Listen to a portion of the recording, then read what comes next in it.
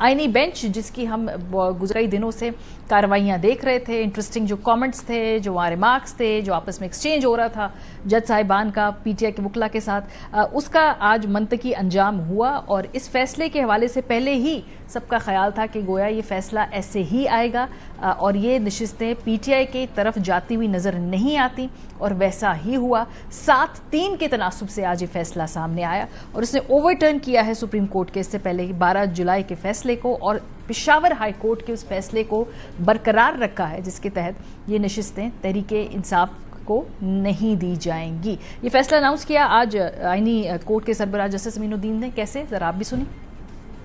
333 of 24 and 334 of 2024 filed by SIC are dismissed and the judgment rendered by the Peshawar High Court, Peshawar is restored. Therefore, directions are issued to the ECP to examine and consider the nomination papers / declaration and other relevant documents of all 80 returned candidates by means of de novo exercise with regard to their।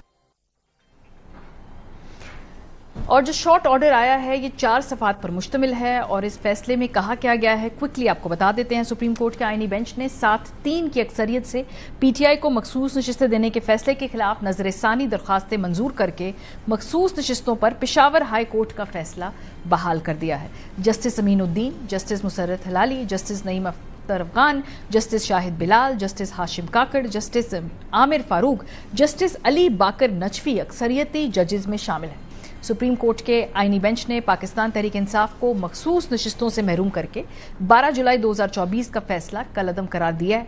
आईनी bench के फैसले के बाद 78 मखसूस नशिस्तें जो हैं वो नून league, peoples party, JUIF समेत दीगर जमातों को मिल जाएंगी। सुप्रीम कोर्ट के आईनी बेंच ने इलेक्शन कमीशन को 80 अरकान की दरखास्तें दोबारा सुनने की हिदायत कर दी है। कौमी असम्बली से नून लीग की इस तरह 14 नशिस्तें बहाल हुई हैं, पीपल्स पार्टी को इजाफी 5 नशिस्तें मिलेंगी और JUI की 3 नशिस्तें बहाल हुई हैं।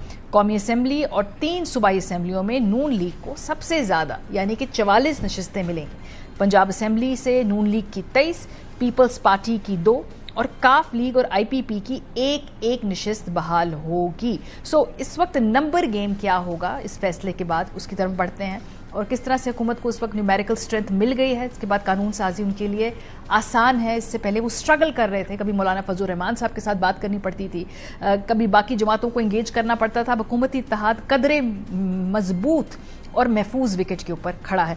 इस वक्त अगर हम देखें तो हुकूमत 216 के अददी नंबर के ऊपर खड़ी हुई है, जबकि अपोजिशन के पास 97 के करीब इस वक्त अब नशिस्तें हैं। ये फैसले से पहले की मैं आपको बता रही हूं, फैसले के बाद अब ये नंबर तब्दील हो गया है। अब हुकूमत के पास 238 नशिस्तें हो जाएंगी और अपोजिशन की जो नशिस्तें हैं वो आप देख सकते हैं कि 97 हैं। सो इस वक्त सूरत हाल ये है कि हुकूमत जाहिर सी बात है खुश है, शादियाने बजा रहे हैं, बहुत कंफर्टेबल है। जो भी कानून साजी करनी है उनकी हुकूमत को एक शॉट इन द आर्म मिला है। सो ये इस वक्त सूरत हाल। लेकिन इस फैसले के आने के बाद अभी बहुत सारे मराहिल हैं इम्प्लीमेंटेशन के भी।